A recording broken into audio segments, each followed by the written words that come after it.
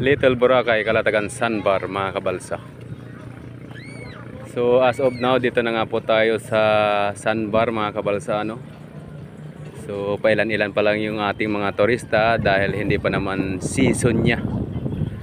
Pero siguro may mga 40 floatings na ho yan dito lahat, kabuuan, ano. Ayan, malawak po yung ating Sandbar ngayon, ano, dahil low tide po siya, ganitong mga buwan.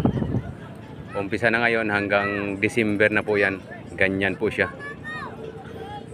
So 4 na destination po yan dito, package na po yan sa binayaran nyo mga kabalsa, no? Sa floating cottage na inyong binayaran.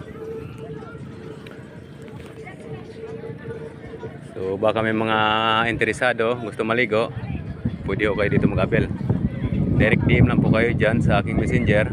I-follow nyo lang po sa aking Facebook account para naman ay mag-guide ho namin kayo at kung paano ang sistema para makaligo kayo dito, ano.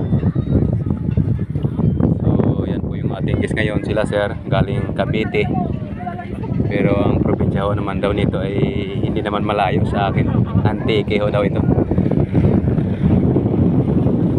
So see you next video mga kabalsa. Kung bago pa lang po kayo sa ating Facebook, ano, or sa ating channel, baka naman paki-subscribe at follow at para updated po kayo sa ating mga susunod na video, ano, at sa ating mga binablog. So huwag kalimutan pindutin ang notification bell para updated po kayo sa mga susunod natin na mga video. So good luck. God bless all.